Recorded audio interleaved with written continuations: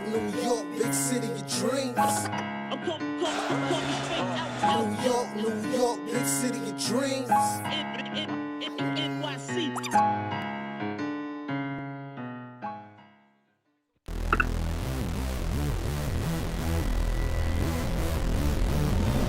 What's going on? This is Jay Ellis from Nick of Time Show here, giving you that Knicks talk just in a nick of time. And it's time to talk Knicks basketball because the Knicks lose to the Miami Heat 110-96. The starters never really got it going today. It seems like they were intimidated. It seems like they were sped up. And our fearless leader, or supposed leader, Julius Randle, never really got it going today. But we saw some glimpses of hope from the second unit. And they cut the lead. They cut the lead to 10 points in the second quarter. But you already know what it is. You already know what our motto is on the KOT show. Sometimes Tibbs just be tibbing. And today, that's exactly what happened. And the Knicks end up going down by 30 points and getting smacked by this Miami Heat. Only for the second unit to come back into the game and try to get this thing back on the rails, but ultimately end up losing to the Heat 110-96. And we are going to talk about it. Before we talk about it, I'm going to introduce my guys. First and foremost, it is my guy. The man, the myth, the legend, the guy with the stats and the facts. Ryan G's in the building. Rough loss tonight, and I'm already crying inside because the Knicks got the Bucks left. I don't know how that game's gonna go either. Yeah, it's looking crazy, man. It's looking crazy. And of course, I have to bring back my guy, one of the favorite video guys on Knicks Twitter, my dude Ariel, man. What's going on, dog? What's up, man? I'm happy to be back on. It's been a while. Yeah, it's definitely been a while. Seems like your audio's kind of chopping up, but hopefully that gets fixed. But here we go, man. Listen, and you know what? And before we even start the show, I never really asked this, but I guess I should start doing this. Please hit the like button, subscribe button. It helps us get views. It helps promote the show so people know what's going on, and the algorithms can be kind to us. And comments will also be appreciated. I'm gonna start bringing back some comments too, like some comments of the weeks type of stuff for the next episode. So make sure y'all guys comment for the next show. All right, but let's get into it. And I'm going to start this show off by saying this. Julius Randle needs the Evan Fournier treatment. All right? And he's not had it so far, but it needs to be done. And what do I mean by he needs the Evan Fournier treatment? Sometimes, Evan Fournier seems to be playing minutes depending on what his performance is allowing. When Evan Fournier is playing bad, it seems like recently the new kid, Grimes, is getting respect, and he's starting to come in and play some of these minutes. The same cannot be said for our guy Julius Randle, who had a team leading 26 minutes at the time of that 30-point blowout. But even though Obi Toppin had a great game. And I'm not one of those guys who's like, ooh, we gotta fire Tibbs. He's the worst coach in the world, and we need to get rid of him. Fire Tibbs, get rid. I'm not that guy. Y'all guys been watching me for a long time. That's not been my stilo for this long time. But today was one of those days where I wanted to pull my hair out, and it just seems like today Tibbs was tibbing, and he did not let the second unit run when he had it going, and left the first unit in way too long. And I'm going to end my little rant like that. And I'm going to kick it off to Ariel. Ariel, man, what do you have to say about that? And what do you have to say about Coach Tibbs and the way he's been coaching so far? I tweeted just like the lineup that we know has been playing poorly all season continues to play poorly. Expecting anything different at this point is kind of insane. I think we've all seen it now. We're 49 games, 50 games in. I don't know what else there is to explore with Tottenham. The pace is always very slow, very stagnant. It always feels like a kind of my turn, your turn thing. Yeah. No one's breaking down the defense. And like in theory, Julius is drawing the double teams, which you want. He's not making the right decisions all the time, and then his number's not falling. So it's just like a bunch of issues are compounding each other, and what you're getting is just bad results every time. And my biggest issue with this season has been kind of I'm also like you. I'm not saying fire Tibbs or anything. I'm not on that train. Just that I think his substitution patterns, like who starts the game. Usually, people say it's who finishes games, it's not who starts games. But with Tibbs, who starts games matters because like you play those first 8 minutes kind of regardless of the performance. We've seen that this year, and it's a guaranteed like kind of 16 minutes a game where it's like you're kind of throwing away to a poor lineup that isn't going to give you good results. So, I mean, kind of saw it coming. The Heat are really good, and the Knicks are kind of a bad matchup. So, not really shocking, but I was more shocked at how long he kept sticking with that lineup. Yeah, and I'm going to expound on something you said before I kick it to you, Ryan, because something came out on The Athletic and it was talking about the slow pace that Alex mentioned earlier, right?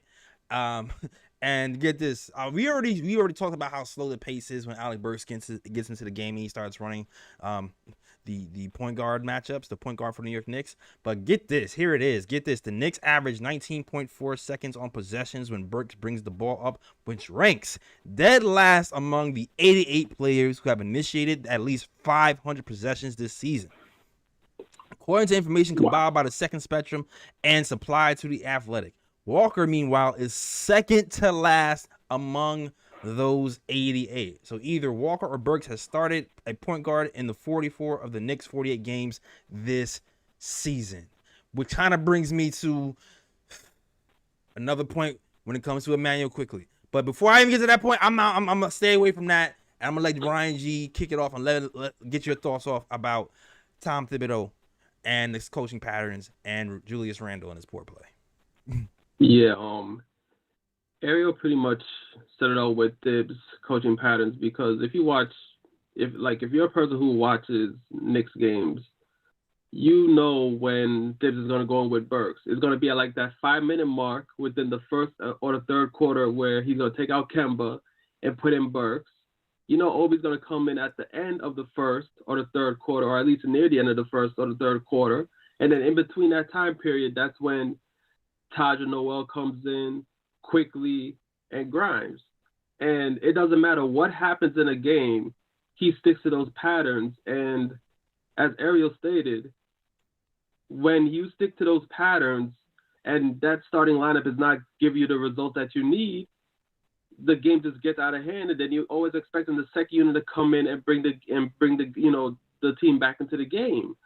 And Thibs, and then Julius Randle, it's funny because in the first quarter, I thought Julius Randle actually played well in the first quarter. It felt like he was reading the double teams well, passing it out to open guys and things of that nature. But then as the game went on, he just, I don't know what, he just flatlined. And he just flatlined as the game went on. And there has to come a time where Thibs has to stop being so stubborn, because I understand Julius Randle, he's the most improved player. He's the all-star from last season, all-NBA and all this stuff. But it's like he's not playing well this season. You cannot continue to leave him out there when he's playing like trash. You have to change it up a bit. Yeah, it's obvious that his confidence is shot. He's shooting when he's supposed to be passing when he's supposed to be shooting. And he's bringing the team down. And I just don't get how, listen, we were down big. We were down. The second unit comes in. Tom starts to make substitution patterns. There was a lineup in that I liked, man. It was Quickly. It was Grimes. It was Mitch. It was RJ. And I'm forgetting the last one. I'm forgetting the last guy that was in there. And Obi. And these guys was going at it. We got the game cut to 10 points, guys. 10 points. Obi Toppin is hitting threes. The last few games, Obi Toppin has been raining threes. That's the things that we've been saying that we need Obi to do to get to that next level. He's hitting threes. He's faking threes, going to the basket and get easy layups. He has a synergy with Quickly. Then RJ comes in. We're chipping away at the lead. And then Tibbs just comes in. And Tibbs, man, he just starts tipping again. And he doesn't read the flow of the game. He's just so rigid, and it's tiring and it's exhausting. And somebody has to be real with this kid. Johnny Bryant, maybe we need to call Woody and bring him back for a day. I don't know, but somebody needs to get through this guy, because he's getting way too stubborn for me. And it's not even, he's hurting us. He's hurting us in two realities. He's hurting us in the long term and the short term. Like, We're losing because we're leaving Randle in there, and also we're gonna have to make a decision on Obi Toppin sooner or later. And the way Obi is playing right now, we have these stretches when he's hitting threes and going to the basket and playing defense. That's the type of games that raises Obi's value. That's the type of games that gives him confidence. So that's the type of games that can even make us decide in the long term whether we want to keep him or not. And Tom is kind of messing up both of those things simultaneously by not playing Randle, and he has to change that. Go ahead, Ariel. I think he's kind of coaching this year's team as if it's last year's team, and like I think he's failing to see that guys like IQ and Obi have kind of taken a step up in their performance, and I think they kind of need bigger roles in the offense and just on the court in general. And I think even that leash he has with Julius, in the beginning of the season, pretty much up until like Christmas, I was kind of like, I think Julius will figure it out. He's getting there, small subtle improvements. But I think now, 50 games in, that's a huge sample size. I think we're starting to see that, like, his leash does need to be pulled back a little bit. He's not at that same level that he was last year. And I think the key is, like, understanding that with Julius, he might never be as good as he was last year, but you need him to find a balance between being that good and then this bad. You can't have him be at this level because you put a lot of resources into him, and this team is around. Oh, man. Yeah, a lot of people are claiming, RJ first option. I'm not going to get into that right now. Just saying that I think Lewis is kind of important to this franchise. And I don't think his contract is anything like hindering, like it'll, something to have, like, Oh, man. Your connection is kind of breaking up a lot. I'm not sure what's happening, but your connection is breaking up a lot. Ariel, hold on one second, Ariel. Hold on one second. I might ask you to call. All right. And do we know, because your connection is getting crazy, and I want them to actually be able to hear you. Yeah. The audio's chipping. The audio is definitely chipping. So Ryan, you know what? Ryan, I'm gonna let you comment that on Ryan, and I'm gonna see if Ariel can get the audio together. Ariel, I think you know what to do. I don't know if you can. All right. Go ahead, Ryan. All right. Well, yeah. So I think Ariel is right about that. He is coaching this year's team like he's coaching last year's team. I think Tibbs isn't really focused on the changes from the two teams because last year he actually had a team that defended well. So even if that first unit wasn't scoring, Tibbs could depend on those guys to at least play defense and keep the game close. And last season, the first unit, combined, granted, we had Alfred Payton and Bullock and those guys on the court with Randle. Sorry. Those guys could actually at least maintain. Those guys could stay in the game because they actually played defense at a certain level. Knicks was one of the best defensive teams last season, but this year, you have to realize you have Kemba, you have Fournier. The defense has dipped a bit. This first unit hasn't shown pretty much all season that they could actually hold the lead. And the second unit has proven all season that they can take advantage and increase the leads or get back into games. So I think you have to realize as a coach, like, okay, my first unit isn't doing too well. Right. My second unit is doing much better. So why not shift the minutes to where, okay, that first unit gets a little less playing time, and then you bring that second unit to play more, and then you can also mix and match. So it's like, okay, it's not like you have to take out the whole first unit early and then put in the whole second unit. You can mix and match because to be real about it, in the first unit, the guys who are playing really well are Mitch and RJ. Yeah, those two guys are playing really well, so you can mix and match. You can take out Kemba, Fournier, and Randle, and like maybe with Mitch and RJ, just put in Obi for Randle, Grimes for Fournier, and then put in quickly for Walker, and then roll with those guys a bit, and then as time goes on, and it gets later in the quarter, then you can take out Mitch and put in Taj Gibson or Noel, and then you can put in whether you want to go with Cam or Burks for RJ. So it's the stubbornness that's really killing. It's the stubbornness of Thibs that's really killing the Knicks at the moment. Yeah. But at the same time, it's a compound of issues. Also like Randle's not playing well. Kemba, Fournier, they're not playing up to their potential. So it's just a whole mess right now. It's definitely a whole mess right now because like that's part of it too. Like Kemba is back in the game, and it's crazy because Kemba went off for a week and he was saving us for a week. Now this is like his second or third game back after sitting for a long time, and we know when he's not hitting threes, and he's not contributing on that side of the ball, he's a defensive liability. So we're starting to see that, right? Kind of why Quickly played a lot of minutes before, because Quickly was at least able to hold it down on the defensive end.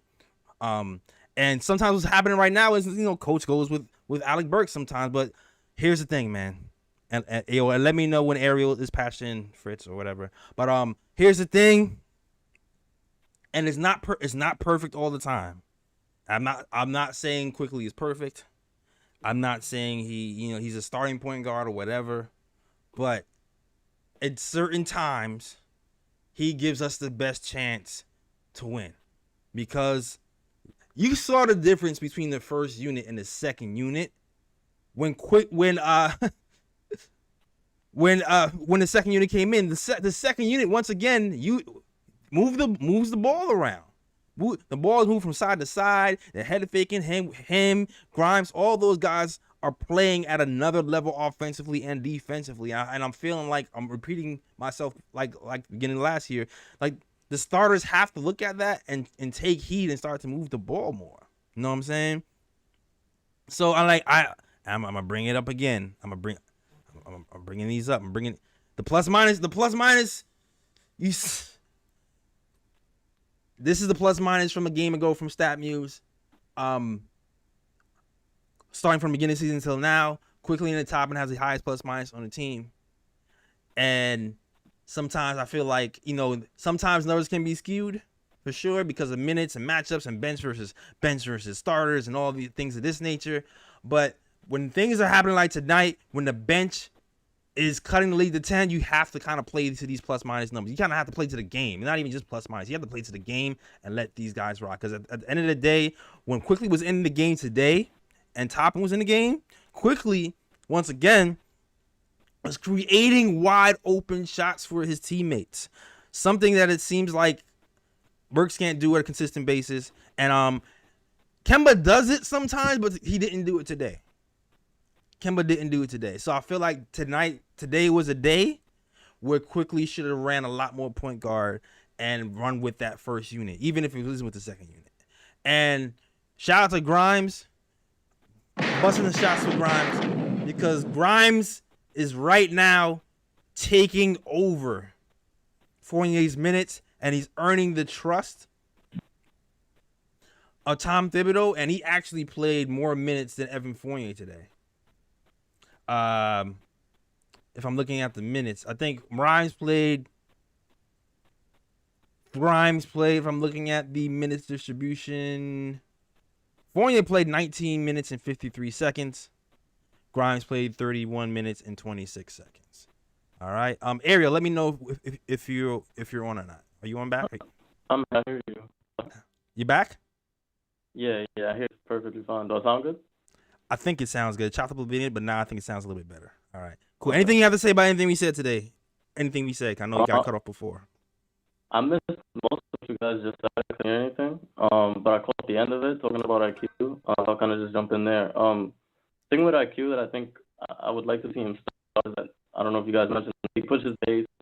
And I think he's one of the few guys that's kind of consistently breaking down defenses right now, which the Knicks starters kind of need. Yeah. And I think even dating back to last year, when the lineups with him, RJ, and Randle have always been really good. And I think it's because he kind of can play that on and off role. Yeah. That kind of they both need. And I think he's one of the few guys on the team that I'm kind of disappointed that we haven't really seen more of from Fournier. But he's the one guy that's kind of like a connector in between those two guys. And I think he kind of branches their games really well together. So I'm a big proponent of him being in the starting lineup. Also Grimes. I don't know if you guys talked about him or not, but yep. I think both those guys should be in the starting lineup. Okay. All right. Whew, it's still a little choppy. Are you frozen? I think you got frozen. I think your internet connection is just weird in general. I think, I think Ariel froze for a second. But yeah, all right, let me call in, and I'll try to call in. All right, cool. So yeah, man. So Ariel kind of said what I was saying this year.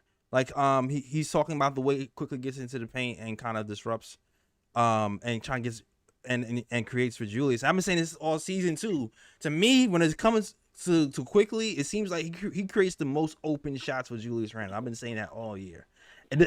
Julius doesn't always convert on them, but he creates the space, so he doesn't really have to think. All he has to do is react, and that's what I like about having quickly in there with Julius Randle. And like Ariel said as well, he can be a spot up shooter off of Randle as well. But the downside of quickly this year, he hasn't been hitting that three this season like we've hoped. That can change. That would change everything about Quickly's game, because I do feel like he took a step in the right direction. As far as an offensive player, even though I do feel like it's up and down. He doesn't always play that pure point guard role, but he has the ability if Tom has to wheel him in. Tom definitely has to wheel him in. Well, you touched on something earlier, Ariel. I don't know if you still listen. You talked about RJ getting the keys. Okay, I think maybe he's not back yet. Okay, he's not back yet. Or he's still trying to get his stuff together. But yeah. But shout out to him before we go. You know what? I'm gonna shout out to the chat. And you know what? Gunshots for the chat, man. All 82 gang, man. All 82. You can be anywhere in the world, but you're here with us. So shout out to the chat for rocking with the KOT show, and also shout out to Robert Paris, who gives a $4.99 super chat. With no message. He had a message, but deleted it. But shout out to Robert Paris, who gives a $4.99 super chat. All right, the super chat definitely helps us keep the lights on. It helps keeps things going, and it helps. It just helps us support the channel and the things that we're trying to do to build up this KOT family. But shout out to Be Civilized. Shout out to D Nice. Shout out to Picks for Timmy. Shout out to Don Hines. Shout out to Marcus Ush. Ricardo Custer. And everybody else was rocking with the KOT show. The phone lines are open as well. The phone lines are open as well. So if you do want to call in, you already know what to do. Call 319-527-6241. I'm just gonna have to go on the show. I'm gonna just read some stuff for our area when it gets back going. All right. Yeah, and I guess until Ariel comes back, I'm just gonna throw in something right quick. I think what this has to also look at too is the Knicks offense. With Kemba in the game, with Burks in the game at point guard, the Knicks haven't been doing well on offense like we thought they should be. And like you said, the pace slows down with both point guards at the helm. And I think that when you have an offense that struggles in that half court, you're going to need somebody to push the pace and pick it up a bit so that the team can score more easily on the offense. And I think that's where Quickly comes in. Right. So I think, Dibs has to look at that as well, and think about, possibly inserting Quickly into the starting lineup and see if you can push the pace a bit. Yeah, I agree with you. I feel like him pick up, because RJ is another guy too who likes to push the pace. So I feel like he would also help RJ as well. And I think that's exactly why I always say I like RJ playing with that second unit. Yeah. So yeah, I definitely agree with you. It's interesting enough today. Like I said, shout out to RJ Barrett. RJ missed 2 free throws in a row, and I was screaming at him when he missed those free throws. I'm like, come on, RJ. But at the end of the day, RJ still hits free throws. I mean, RJ fought back. So if you are looking for any positives to take away from this game, it's that it's looking more and more like RJ has taken that next step. He's figured out when to pass, when to shoot. And his turnover. What was his turnover numbers today? Let me actually look at his turnover numbers today. Can you guys hear me now? Or? Yeah, we can hear you. You might not be able to hear call. You might not be able to hear the calls, Ariel, but you'll be able to hear right now. All right. Everybody else should be able to hear you though. All right, cool. So He had 2 turnovers. Okay, RJ had 2 turnovers. But the thing I liked about RJ Barrett, though, is that he's just figured out how to score in bunches, even when the defense was tough on him. And I feel like that first unit, even RJ, they were kind of shocked by the intensity of the defense, and it took a while for him to get used to. But once he got used to it, I feel like he found a little bit of a rhythm, and he didn't hesitate on his threes. He was able to go to the basket, finish with Bam Adebayo under the rim, and be able to pick his spots. So it just seems like even with their tough defense today, RJ is ascending in the right direction. And even if this season kind of falls by the wayside, one of the positives can be the ascension of RJ Barrett. Now, Ariel, we were talking about giving RJ the keys earlier before. Okay. In that conversation, what do you feel about RJ's production, and do you feel like it's time to give him the keys right now? I'm probably gonna be an unpopular opinion, but I don't think he's necessarily ready to be a number one option. I think we kind of saw a little bit of the limitations against, I think it was OKC and Toronto. Mm-hmm.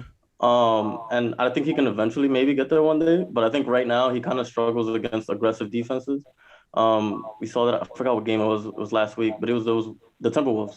Mm-hmm. They were aggressive on defense. They were trapping him, and he kind of struggled to make the right reads. And I know Julius has also struggled to make those reads as well this season. Yeah.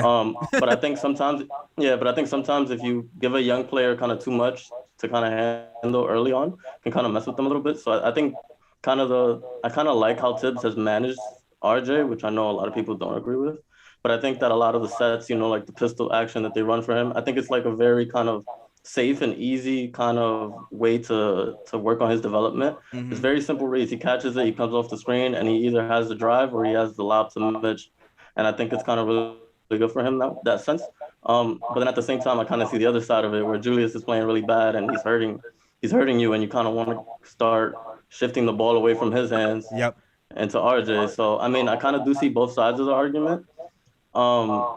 What I would do if I was a coach, which I'm not, I'd try to get Julius going by playing him with different guys.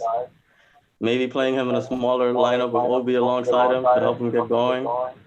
But yeah, I'm not all the way there yet. RJ being the number one right now. I feel you. And I'm more on the side of, even though he's not the pure number one right now, I like that he's taking more shots. I do kind of feel like Tom is getting. I think I do feel like Tom is kind of giving him some more number one type of role and more number one type of touches. Like I like how he's feeling like the leader of the second unit a lot of times. I do like that, and I do feel like I like. Okay, so the game before, right? Correct me if I'm wrong. You seeing Randle dribble. RJ is clapping for the ball. I'm trying to figure out the game before. Is RJ clapping for the ball because he feels like he's hot? Or is RJ clapping for the ball because he was supposed to have the ball? You know what I'm saying? That's the thing that I was thinking, because in the end of game situation, as limited as RJ is, I still feel like his handle has improved a little bit. And I still would rather he have the ball than Randle, to be honest with you. So you're talking about the Cleveland one? Yeah, the Cleveland game. Yeah, the Cleveland game. What I thought happened was Julius brought it up, and he was kind of ready to attack. He took his time, but he was going to attack. I think it was Dean Wade. And I think RJ also wanted it as well because he had Rondo. So I think they both had mismatches that they wanted to attack, and they both didn't know what the other wanted to do. Mm-hmm. So it kind of looked a little awkward. Got you. Yo, and mute him on Blog Talk, please, Fritz, if you can, all right? Because I know it's like a little bit of an echo right now, all right? But to salute to the chat, I think we have a caller. First caller up is JT. JT, let us know what your name is, where you're from, and you know what? Before you even get to JT, shout out $5 super chat. Shout out to Ronnie. $5 super chat says our starters lack athleticism in the crunch, and we don't have a closer. Now we don't have a real closer, and yeah, between Evan Fournier and Kemba Walker, we don't have the athleticism all the time to keep up with the pace of the game. The one thing that when you saw Miami play defense, man, and the one thing I envied was the way they They play defense the way that Tibbs wants our team to play defense. And when I say that is they close out to the middle, they double team in the middle, and they spray out to the 3. And they hit every single rotation at every single moment they get. And not only that, they also, at the same time, manage to put 2 bodies on Mitch to prevent an offensive rebound at every time. There hasn't been a time all game where Mitch didn't have 2 bodies on him. Because usually, if the Knicks get to the hole, Mitch has been eating by, the defense collapsing, getting an offensive rebound and getting putbacks. He hasn't really been able to get putbacks today. And that's a credit to the Heat's coaching and the way they've been playing defense and how disciplined they are. So it's rough. It's a rough one, man. But yeah, salute to you guys, man. First caller up, we got JT. JT, let us know where you from and what we're gonna talk about. Yeah. Shout out to my guy JT. This was a rough one. This was a really, really frustrating loss. Besides the fact that Pat Riley was in the house, and it was, of course, it was against Miami.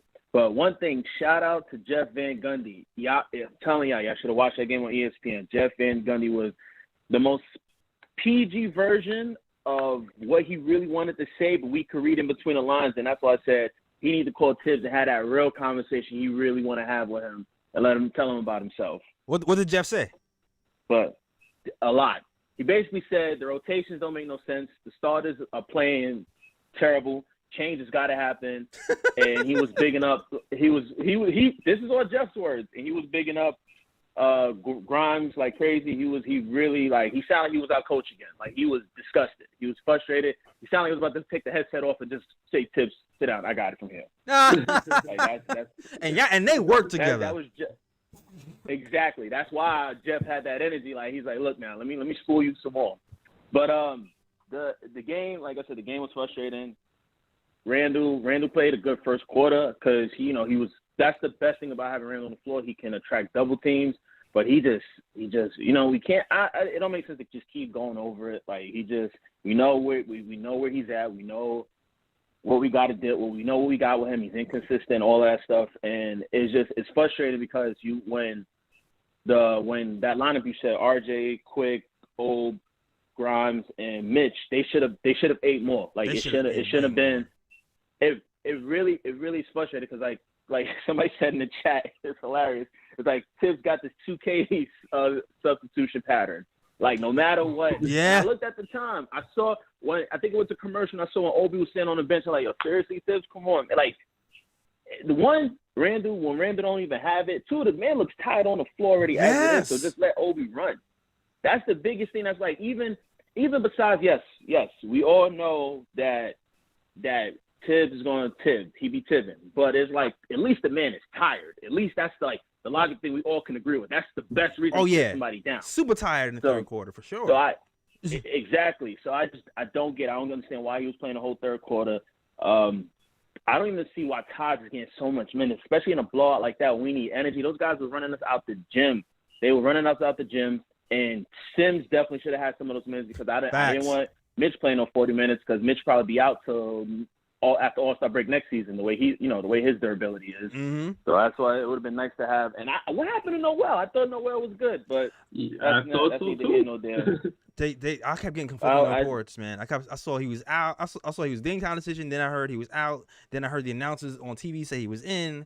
And then when the game came on, then you never saw Noel again. So I was like, okay, I guess he's out. So I don't know. He must have had too much fun at the strip club the night before or something. I don't know. But it was just I can't even. I'm pissed. This was such a frustrating loss because of substitutions. Because at least if Tibbs would have let the guys that was cooking, moving, keeping up with Miami on the floor, and then they started getting smoked out, then it's like we could live with that. But the fact that you keep on making these frustrating bonehead, and I agree, I keep saying it too. He's frustrated, but I don't want to keep on this carousel of coaches. Like if he just can make these substitutions make sense, then we will be. I feel it in my heart. We'll have way more W's. Like a lot of these losses are on him that he keeps living and dying with Randle, and Randle's just short. And it's like if you're not going to sit him down for the whole game, at least like we said, when he's playing like trash, sit him down. Yeah, man. And this is one quick, because Tibbs be tipping, the one quick anecdote I have too is like with Cam, it was refreshing to see Cam on the floor, but Cam's energy, I'm just like, oh my God, hopefully Tibbs don't, still give him severe situational minutes, because Cam wasn't so engaged, which of course, why would you be? You're down by 30 and it's only like 2 minutes left to play. Yeah. So so of course I understand it, but just because even Jeff was spazzing on the broadcast saying he didn't like Cam's shot decision making with what I think he made he went for a step back three or something. Yeah. But Cam made up for it. He hit a nice lay, and it's just I'm curious. Everybody keeps saying that Grimes is only getting these minutes because Rose is out. I doubt it. I feel like once Rose get back, I feel like they're gonna FedEx him back to Charlotte. I don't know what they're gonna do. Burks, his minutes need to get depleted big time. Like these guys are probably tired because it's not, the All-Star break hasn't happened. It's been over 40-some games, and Tibbs playing these guys 50 minutes a game, and there's not even 50 minutes in the NBA game. So yeah, I all we could do is just hope that the front office helps him out by taking away some of these guys, or he just opens his eyes to figure it out. Like I said, I'm looking for two things after the trade deadline to see what moves we make, or after when we are completely out of the playoff picture and see what we do then. Because if we're not playing for anything else, at least like let's have these substitutions start making sense. Because again, like I said, we got Randle for all this time. We got, whether we like it or not, unless if it's some blockbuster trade, he's here. So just can that man figure it out, go on vacation, something? I don't know. But whatever it is, let it happen, please, because this is ridiculous. Yeah, man. So other than that, I'm out. Make sure y'all hit the like button, subscribe, salute. Like you said, all 82. We still here. Man. We always here. And yeah. Shout out to my guy JT, man, calling in with the facts over here. I was getting killed. I wasn't getting killed, but I think I ruffled some feathers on Twitter when I said, can we take out Cam and put RJ back? I think I ruffled a couple of feathers. So it's nice to hear that Jeff Van Gundy agreed with me. Cause I was like, what dumb shot was that? Like, that's what I was thinking. But the game was over, so it is what it is. I was like, all right. I was getting fooled by the fake comeback, and I'm just like, all right, we coming back. We need to get the shots, and then Cam comes in, and I already have his concerns about his mid-range game because he's bad at the mid-range, but he's a 3-point sniper. But you know what? We can talk about that. Cam Reddish got some minutes today. I think Ariel is good right now. Yeah. What's some of the here we go. What did you think about Cam Reddish's limited run today? I think we kind of got the full Cam Reddish experience. We saw some good, saw some of the bad. Kind of died on screens. Took a couple bad, questionable shots, but you also see the talent and like how easy it is for him to get his shot off. So it's right.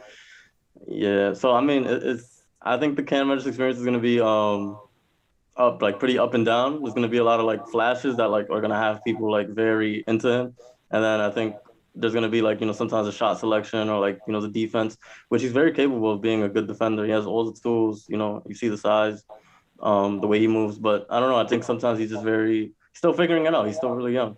Yeah, I agree with you. What do you say about that, Ryan? The Cam Reddish experience today? Yeah, I'll say this. I know he's still trying to get acclimated to the team, and there were a few plays where he tried to throw a toss up to Obi and kind of overthrew him, and quickly kind of overthrew him on the break. Which I'll take those. I'll take those. Yeah, that's also which is to be expected because they're not really used to each other yet. Right. It's gonna take time for them to really get adjusted to each other. I did like what I saw from Cam on defense a little bit. I mean, besides dying on the screens, like I felt like when he was really guarding somebody one-on-one, he definitely showed flashes of the type of defender that he can be. Right. Which is what I liked. Of course, shot selection is questionable, but that's most young players. He has time to fix that. Overall, I'll say this though. The thing that shocked me was when this took Burks out and put in Cam. I was shocked. I thought Burks was going to get those minutes, but when he put in Cam, I was like, damn, wait, hold up, something's going on here because this is something unusual. But yeah, overall, I was more impressed with what I saw with Cam when he was actually guarding somebody one-on-one. You know, that's where I was most impressed with him today. That's pretty much what we were saying in the Cam Reddish breakdown when we had our big Cam Reddish reveal. It was like, listen, man, Grimes versus Cam, because he's like, he's gonna take Grimes minutes. Grimes plays more consistent defense than Cam Reddish does on play to play. His IQ on when to stun, when to switch, how to move around and play team ball, team defense, and individual defense. 1-on-1 is better than Cam and more consistent than Cam.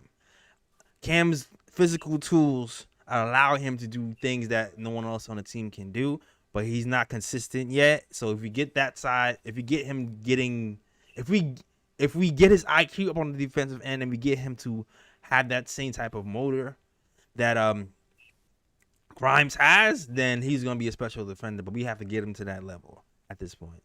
And I saw a nice little chase down block that he had. I saw some nice defensive sequences, but we need more consistency from that. But speaking of Cam Reddish, and listen, I said it before. I feel like the more we lose going to the trade deadline, the more likely it is that we make a move, because you know this front office, believe it or not, because I know guys we like, yo, we want to play Cam Reddish now. We want him now. That's all we hear. This front office wants to make the playoffs. This front office really wants to make the playoffs. They want to prove that what the moves that they're done have been good enough. And if they feel themselves, if they throw in a tower early, it's kind of like admitting defeat. So they're not just playing to, like, you know, get Cam Reddish in as soon as possible. They still want to make the playoffs, the front office and Tibbs. But what's going to be telling though is when the trade deadline comes and we're playing these tough teams and things start to go down that road, it's going to be telling to see if these front office and Tibbs is going to be on the same page, and if the front office actually decides to pull the trigger on a trade to free up more time for Cam Reddish. So I don't know, Ariel, what are your thoughts on the moves that you feel the Knicks should make moving forward? Do you feel like they should make a move by trade deadline? Yeah, I think there's definitely, I mean, from just looking at the rotation, there's like, when everyone's healthy, there's like 12, 13 spots for like 9, 10 actual, 10, 13, 12, 13 people for like 10 spots. And I think they need to consolidate a little bit. Right. I think like Alec Burks is probably the most likely candidate to go. I think he has the easiest contract to move. I think he's the most expendable when everyone's healthy, just because they have Grimes now, they have Reddish, they have a bunch of guys that can kind of take his minutes. And even though I do think he's been good for most of the season, besides this past like week or so. Right. But yeah, I think overall I think they're probably gonna get rid of Burks, and I think Kemba might be on his way out too. Just like reading, the writing on the wall. Yeah. But other than that, I don't think there's gonna be anything major. But who knows? Maybe they'll surprise us. Yeah, I agree with you. I feel like it has to kind of be a 2-for-1 type of move for Cam Reddish to even sniff some type of rotation minutes, especially because Alec Burks in particular, they like to play him at the point guard position. They also like to play the small forward position. So he moving him would kind of take some of the control out of Tibbs' hands and have Tibbs actually play the players that needs to be played a little bit more. Ryan, what are you thinking? Well, I'm pretty much on the same train. I feel like the Knicks are gonna probably make a move if they continue to lose. Yeah, they're gonna have to definitely. I think they're gonna have to definitely try to find more playing time for Cam, because you're gonna have to pretty much justify that trade with Cam. You can't just bring this guy in and just have him nailed to the bench and not give him no playing time. You're gonna have to justify, why you sent Knox and a pick to Atlanta to bring this guy here. So you're gonna have to move probably Burks, like Ariel said, or Kemba doesn't seem like he has much of a future here too, especially with Rose coming back from injury. So right. Yes, so I think those two are most likely. I don't see Fournier going anywhere, even though I know some Knicks fans are, are pretty fed up with Fournier as well. I don't see Fournier going anywhere. Julius is definitely not going anywhere. As much as people want Julius gone too, he's definitely going to be here for the foreseeable future. And yeah, like they just have to, I guess, kind of help Thibs a bit and just remove some of the vets so you can play more of the young guys, because the young guys are the guys that are actually performing at the moment. And I just want to throw in this one thing right quick. So the guy that we traded to get Cam Reddish here, Kevin Knox. Since Kevin Knox been in Atlanta has won every single game. My man has scored a total of 9 points in 4 games, but Atlanta has won every single game. I mean, is Kevin Knox a good luck charm that Atlanta always wanted that he couldn't be for us? That must be it, man. Yeah. Oh man, and I knew we lost Ariel, guys. We lost Ariel, and I kind of knew we was gonna lose him. I had a feeling because he froze, and his connection is choppy, and that's usually a telltale sign that the internet is failing you. All right.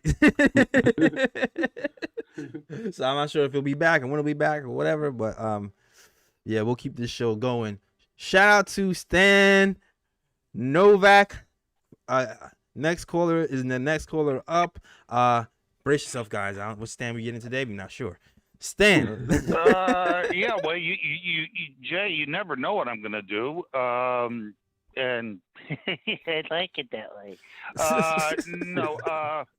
Hey, Ryan. I'm sorry, and I do have to apologize. I'm working with my cell phone here, but I did not have any intent to call in. Who's the gentleman? Who's your guest on the screen? Oh, Ariel is one of the best Knicks video people on Twitter, but he was having a bunch of kind of video connections. So he internet connections, but he's one of these guys who he looks at the games, he does breakdowns the day after, and they're really good breakdowns on the plays they're running, why they messed up, and they kind of explain what what the Knicks are trying to do and how to what they should be doing better. Okay, so let me, Ariel, can I ask you a question? Oh, Ariel's internet dropped. He's disconnected right yeah, now. So his internet dropped. So it's he's lost an internet in Wonderland. Okay, got it. Yeah. Okay, this is what I see. I see the Knicks trying to run pick and rolls about 20% of the time. I see some ISO ball about 10% of the time. The rest of the time, I don't know what the hell they're doing. They don't either. I saw a backdoor cut, which if you're going to run pick and rolls, you run pick and rolls, give and go, and backdoor cuts. I saw one from Obi and quickly hit him. Yeah. Okay. The effort at point guard, I see that quickly puts his players not in, and he's still a young point guard, but he's getting there. I mean, he's getting there a lot faster, and there's a reason he's playing point. Kemba, one guy said FedEx him someplace. Yeah, that would be fine. UPS them. Just don't use the post office because, I mean, they're just going to try to stuff that little guy into a mailbox somewhere. And those two guys need to go. Burks needs to go. It's not, and it's not like we're sending these people to a gulag in the Soviet Union. That's what everybody thinks. You're not on the Knicks. I mean, and all of a sudden, your next experience is going to be, okay, now take down pants. Okay. I am going to start hitting you on buttocks with big fat board. No, they're going to another NBA team. We're not killing these people. This is ridiculous. Okay, line up. Herpes check. We can't do it. No, we're making room for players that have potential. We're rebuilding. Okay, you can't rebuild with two antiques. Burks, well, thank you, Alex. You're a great guy, mm-hmm. but we want Cam Reddish. I said it right today. Yes. We want to develop this guy because, we sent away Kevin Knox, the man, the expressionless man, who you couldn't tell if he was happy, sad, or on crack. I mean, the face never changed. He was sad, trust me. And I'm not saying he ever was. I'm just saying you couldn't tell. So maybe that got interpreted as a bad motor. You got a bad motor, you change it. Now we got a new motor. We got Cam Reddish. Okay, let's see what kind of motor this guy has. You're not going to see it with Kemba Walker not even putting any of his teammates on the starting unit in good positions when he passes them the ball. He passes them the ball, and the guys have to go one-on-one or make another pass. Yeah. There's no, as opposed to quickly, he'll take a little bit longer, but he'll scope it out, and we'll have a backdoor cut. We'll have a lob. Well, he'll drive to the basket and take some contact. So it's not like we're sending them to Guam. We sometimes less is more. And last year the Knicks did more with less than what they have now. Yeah. And so because everybody was optimized. Yeah. This is scatterbrained.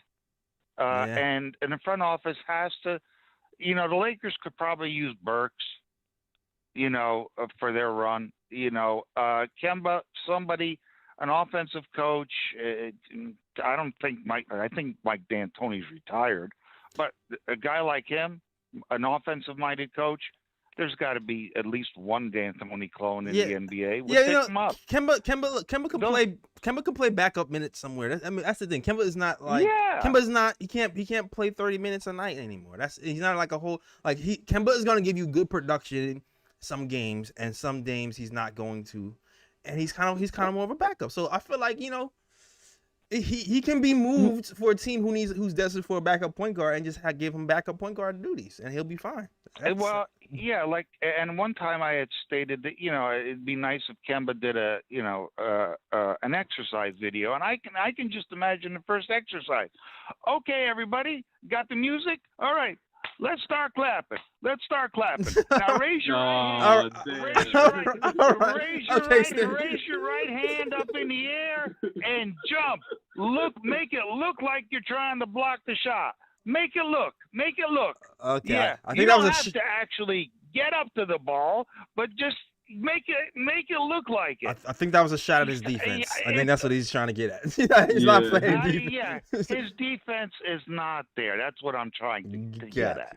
Is absolutely right. The man, I have tremendous respect for the man, but the man's been an offensive player all his career. If he's not getting you 25 points a game, he's not helping your team. Right. And some playoff team could use him off the bench. We got Derrick Rose coming back. Where are we going to put all these people? There's not enough room on the bench. Yeah. I mean, we're gonna have two guys sitting, cross-legged on the floor. Because we got to do something. Yeah. We have talent. Develop it. I agree. Yeah. I think at this point, it's almost really, really time. But I feel like it's getting really close. Like I said, when trade deadline hits, I feel like there might be some more lines drawn in the sand to figure out what direction to go. But the only thing is too, the East is so bunched up. Depending on their thinking, they might still try to go. I can see them still trying to go for it. Then if you're going to try to go for it, all the more reason to let your best players play. And Burks is a good player, and he can still help somebody, but he's not a starter on most NBA teams. And okay, Kemba's back now, so he's starting. He's not a starter on most NBA teams. So they're both relegated to the second team. Second unit has a lot of great young guys. Yeah, I agree And with you. and that's all I'm saying. Put quickly. My God, he's a point guard, and he will excel. I believe he'll get you 15 points a night. I believe his 3-point shot will come back when he knows where he's playing, when he's playing. Right. Put him with the starting unit, and get some draft picks for the other two gentlemen. Yeah, that might be and, it. Yeah. I agree. And I think that would be a good move. You still got plenty of guys. You still got plenty of draft picks. Mm-hmm. For a big move in the future. Right. Right now, you don't have any cap space. Yeah, I agree. All right. Thanks a lot, Stan. Thanks a lot, Stan. Take care, guys. All right. Yes, sir. Thank you. Whew, man. This is a tough one because I mean, we still have a tough schedule, man. I think what's the next 10 games? Do you have the schedule? I could look it up right quick, but I know it's Milwaukee, then I know it's Sacramento, and I think those are road games. Okay. Yeah, but I know for a fact the Knicks have a Western Coast road trip before the All-Star break, which is pretty brutal. Yeah, I know. It's like Kings, Lakers, Suns, and I'm gonna try to look it up right quick. Hold on. Right. I didn't even know Friday night we have a game. There's a game at 10 p.m. Friday night. I'm trying to figure out. Do you want to Ryan? Do you want to do a post game on Friday night after the 10 p.m. game? I mean, I'll be available to do it. So all right, so we'll be here right after the game Friday night. During the work week might be a little harder, but I'm gonna try to figure out how we're gonna handle it. Yeah, here's the schedule coming up. So the Bucks Friday, then after that the Kings come to the Garden. Right. And then the Grizzlies come to the Garden too, so it's gonna be Bucks, Kings, Grizzlies, and then this the West Coast trip. Lakers, Jazz, Nuggets, Warriors, Blazers. Woof. Yeah. That's all before All-Star break. All before All-Star break. So if I was a betting and not to mention after the Trailblazers, the Knicks come back home and he faced the Thunder and then the Nets. If I was a betting man, I would bet by. I can't see how by All-Star weekend moves aren't made, man. At least small ones minimum. Small ones minimum to get to move Burks and Kemba, bare minimum. But I can't. I just can't see how it's not happening. Yeah, I would be completely shocked if the trade deadline comes and the Knicks are the same team that they are today. I'll be shocked. Right. And I'm not sure I don't know what Kemba's value is right now. His value is all over the place, right? Because he gave you this historical 1 week dream when Kemba was the man. Then he comes back, he hits a couple of threes his first game. The second game he's like, and the third game he's and. So I'm not sure. I don't know what his value is. I don't know if teams are gonna be like, ooh, I'll give you a pick or a couple of second rounders for him. Or I don't know if teams are gonna be like, you gotta give us a pick to get rid of him. Like, I'm not sure what the value is for Kemba at this point. But with Derrick Rose coming back, if Derrick Rose comes back and then we move Kemba and Alec Burks, which kind of frees up some stuff, that will free up quickly to get some more backup minutes, or even starter minutes. Who knows what we'll do after that? That'll free Cam Reddish up to get some minutes, and then maybe then. At that point, I just hope that we play Obi more at that point, because that's the sign to me that we might not really all the way go for it, but just try to play the guys we have. I know there's some other point guards that I know Tibbs is still probably gonna ask for a point guard. I've seen Jalen Brunson has been in the news. I saw that Tim Hardaway got hurt the other day, so I don't know if they want to, move. Maybe they're scared of Brunson and want to take Kemba back for Brunson because they feel like he's gonna walk later. Who knows? I'm not sure what point guards are out there, but I'm sure Tibbs is gonna try to push for one, if anything. But if we get back a point guard, we're still gonna be in the same. We might still be in a weird position where I'm still worried about Cam Reddish minutes at that. Yeah. That's the catch-22. That's the kind of the catch-22.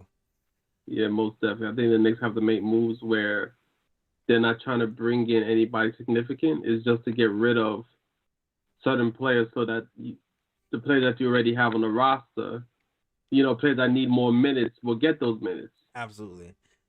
And I see people talking about Kenny Atkinson in the chat. Yo, you know what I would love? I don't think this would happen, but I would love Jeff Van Gundy to be put on this staff. That would be a dream, because you already know Ryan for past episodes. I know he's like the Mark Jackson guy. I was down for Mike Budenhauser. That's who I wanted. Who now wanted a championship. Yeah, with the Bucks. With the Bucks. I was cool with Tibbs. I was down for Tibbs. I think I was. Do I remember how was I on Tibbs? I think he was like my second choice, I think, if I remember correctly.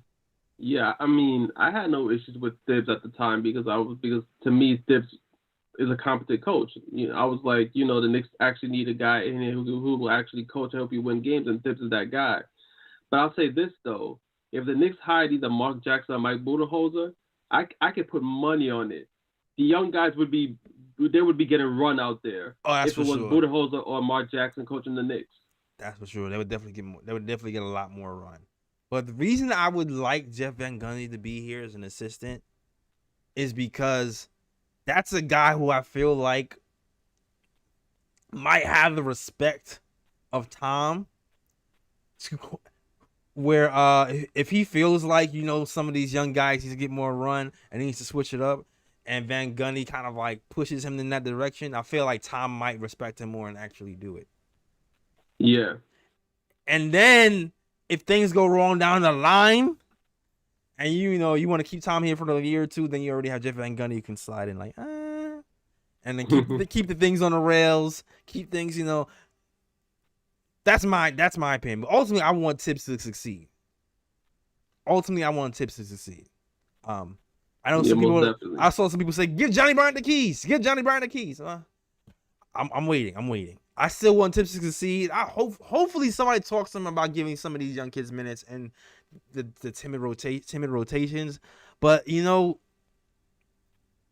it's kind of that's a tricky balance to be coaching from the front office. Is still like a tricky thing.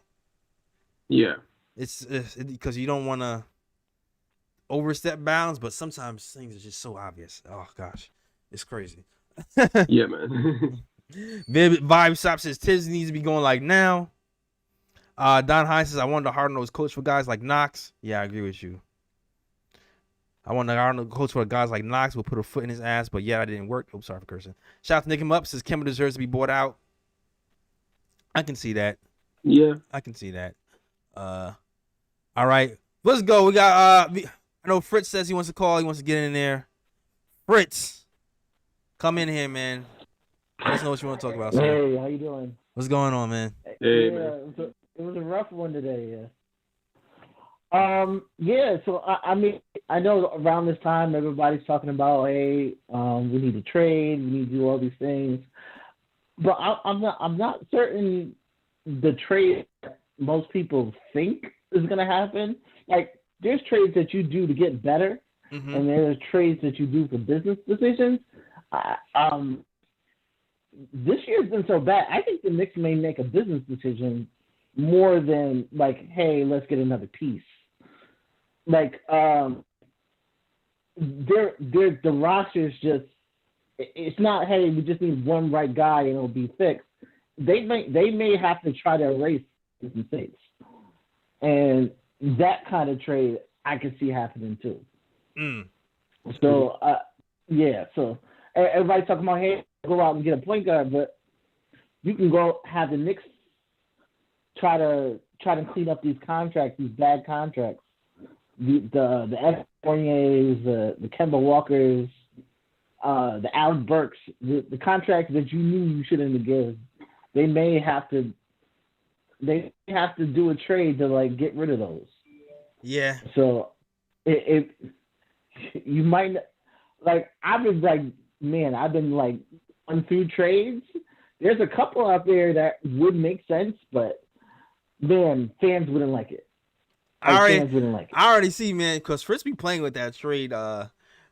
Fritz be playing with the trade machine like every day. Like that's his thing. Like he wakes up, he'll like hit it, he'll post, he'll retweet some Nick of Time stuff, and then he'll play with the trade machine. That's what Fritz does. Yeah, you know what? If I can't slip in the middle of that, I will be in the trade machine. If you look around the league, there's one trade I would bring up, and I know you guys would not like it. Let's hear it so we can hit on it. John Wall will not let the Rockets take $1 off his contract to buy him out. Wait, you talking about John Wall? Knicks, John Wall. To New York? And it's more as a business decision. That you can get rid of Fournier, get rid of Burks, you give up Kemba without giving up a pick. Fournier, Burks, and Kemba. I think, there's certain that you can maneuver it that Rockets actually save money even though they're longer contracts. So there could be ways that the Knicks could be looking to erase some of these. See, if you got rid of those players, Cam would have his time. Pretty much everybody you want to have play time would still have playing time. And then you have one more year of John Wall. Huh. Because, think about it. Because if you're getting rid of Burks, Kemba, and Fournier, Grimes steps in. Right. Grimes gets more minutes. Quickly steps in. But then again, Wall's going to be there. So Wall's going to be here, too. There's going to be a conflict there. There's going to be Wall and Derek. Yeah. Wall just wants to play. But Wall doesn't necessarily want to be a starter. He just wants to play. Like he wants to continue his playing the way Rockets are doing there. They're just sitting him on the bench. He wants. So you can sit him on the bench playing 15 minutes a game. You freeing up all this money. Like one more year, Wall, and once he rolls off, you guys can look at a third. When does he expire? Look at another star. Am I crazy for thinking that's not such a crazy idea? I think it depends on when Wall expires. He expires next year? Next year. Hold on. Because, like I said, expires 2022, 2023. We get rid of Fournier. Grimes plays that spot. Cam plays more. And that might not be so crazy. Yeah, that might not be so crazy. I feel crazy for agreeing to it. Rockets just don't want to spend the money. Rockets can go to Kemba next year and be like, Kemba, you gonna make 9? I'll pay you 7 to go. It really all depends on if the Rockets want the years or not. That's what it is. You know what? Because it's not so. Burks is only 1 more year guaranteed. Kemba's only 1 more year. Fournier is 3, but they can actually save money. Yeah. I figured out a way they can actually save money. So, yeah.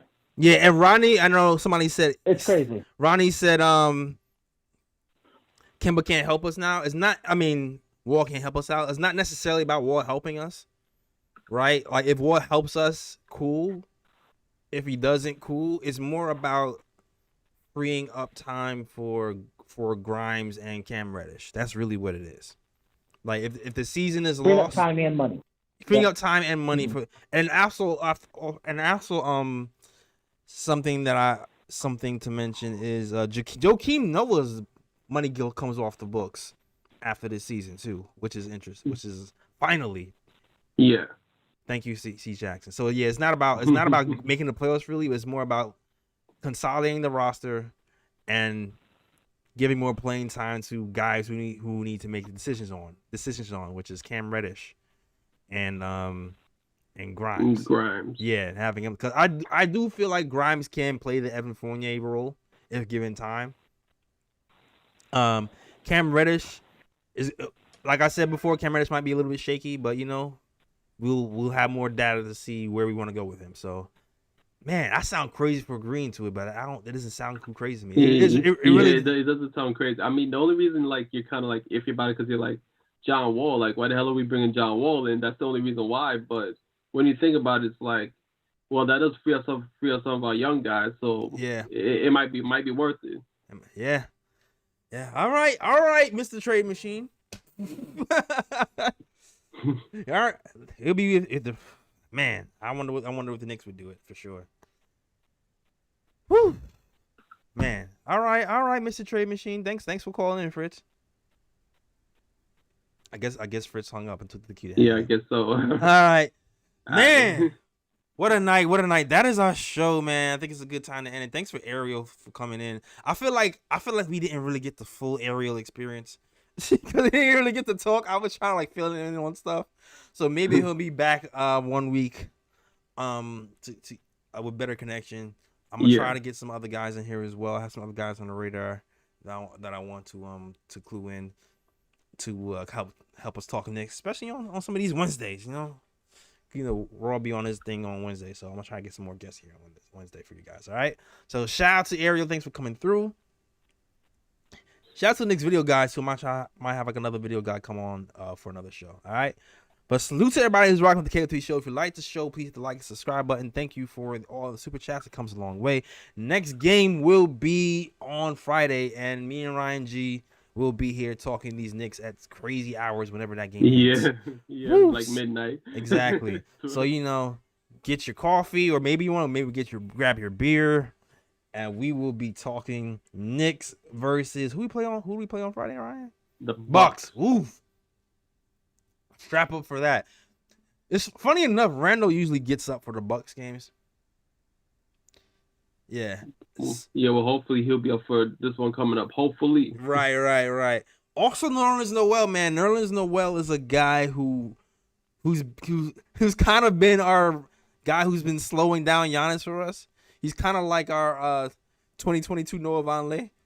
if you guys who've been all 82 every year, Noah Vonleh was our Giannis stopper for a while back in the day. Well, but Noel seems to play good defense against Giannis, so hopefully he'll be back and healed versus these Bucks. Shout out to everybody rocking in the chat. Shout out to Ronnie. All of them says thanks. I like this show, man. I appreciate you, man. I appreciate you. Definitely come back. Hopefully subscribe to the channel if you haven't already. All right, and we'll be doing these shows every time. And I'm working on some guests, and I'm working on a pretty nice guest too. I'm working on a pretty nice guest for the show. Hopefully he comes through, and I'm excited to see. It's looking all right, guys. It's looking all right. A pretty nice guest, knowledgeable guest, and hopefully I'll be able to pull that off and he'll come through. All right.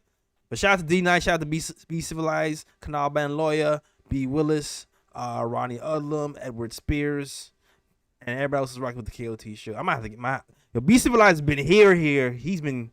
I might have to hold on. I might have to wrench up Be Civilized, yo. So Be Civilized be here, telling people to like and subscribe and all of that. I might have to give him the wrench. Shout out to Be Civilized. All right. That is our show. Nick him up, yo. Yeah. There's a couple of guys that have to wrench up. Nick him up too. Nick him up. Yeah. Nick. Yeah, I'm giving out wrenches today. I'm giving out wrenches. You get a wrench. Everybody get a wrench. Yo, do we have ooh picks today? Ooh pick? Ooh, damn. Was it? Well, there definitely was an ooh pick in this game because Knicks got smacked. So. Let's see. Do we have any ooh picks today? Usually, Obi is usually good for a ooh pick somewhere. Yeah, because Obi usually catching a lob. But I mean, Obi was a flamethrower from 3. I'll give him an ooh for that. Okay, yeah, I'll take that. Ooh. Yeah, I'll give him an ooh for that. Yeah, he definitely was a flamethrower from 3. He's definitely getting more confidence in 3-point shot. I'll give Obi an ooh for that. Yo, Nick him up says bring Terry back. Nick him up. Trust and believe. I was already. I'm working on it. All right. I don't know what Terry is. I don't know what's happened because they've been down for a while. I've been trying to figure out what's happened with Terry, but I'm definitely. I've definitely reached out, so we'll see. But you already know us. Us, Terry, Trey. We love those guys over here. So definitely gonna try to bring Terry back for sure. All right, I didn't mean to pin that message. I was trying to wrench you and ended up pinning the message.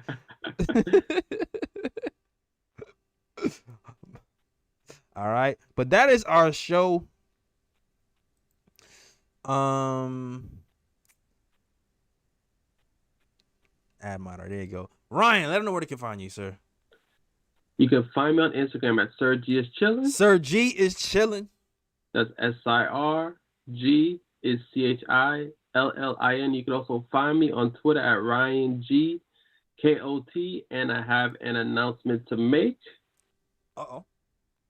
So, premiering tomorrow on Instagram will be G's Corner, where for about maybe a minute or so, I'm going to talk about different topics. It's going to mainly be about the Knicks. Okay. Since I'm on the Knick of Time show. Of course. So tomorrow, my first topic is going to be on Tom Thibodeau. So, y'all can check that out, comment on the video, whatever the case may be. Sometimes I might step out the box and talk about a different sport or a different team, whatever the case may be, but it's going to mainly be Knicks content, and I'm going to try and do at least maybe about 3 or 4 videos per week where I just talk about something random in regards to the Knicks or is another on Instagram? sport. Yeah, it's going to be on my Instagram page. Yeah. That's what's up. All right.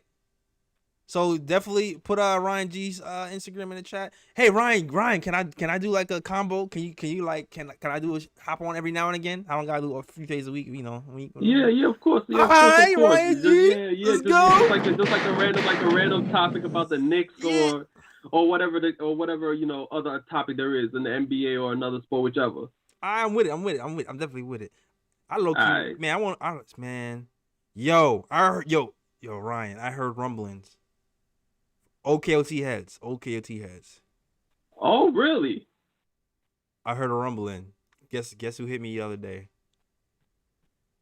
Hey, there's only 2 people. It's 1 out of 2 people. Yeah, it's 1 out of 2 people. Yeah, First Lady. The First Lady hit me the other day. Really? The First Lady hit me the other day. So First Lady making a return? Listen. I'm not making any promises because I don't. The wind changes. The wind changes. Well, she put it in inquiry. She put it in inquiry. That's all. I was like, yo, let your boy know. Exactly. Bring back those old school KOT vibes. Exactly. Give the old school gutter. If you guys don't know Kathy is the person who would make the show go from like a civilized conversation to let's throw stuff at people and talk. Like Kathy's the fire starter of the team. For sure. But yeah, yo, shout out. We'll see. This is all these are hypotheticals. All these are hypotheticals, but I'm gonna put in another request for certain people. Especially y'all like, I asked for. I'm gonna put in a request. All right. But that is our show. You already know where to find me, man. Find us at the KOT Show on Twitter. Right. Find us on the Knick of Time Show on Instagram. And also you find our blog at theknickoftimeshow.com.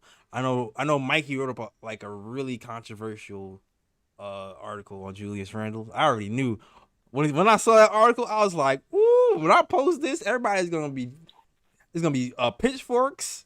This is gonna. I was like, I already knew this was gonna be one of those hate reads.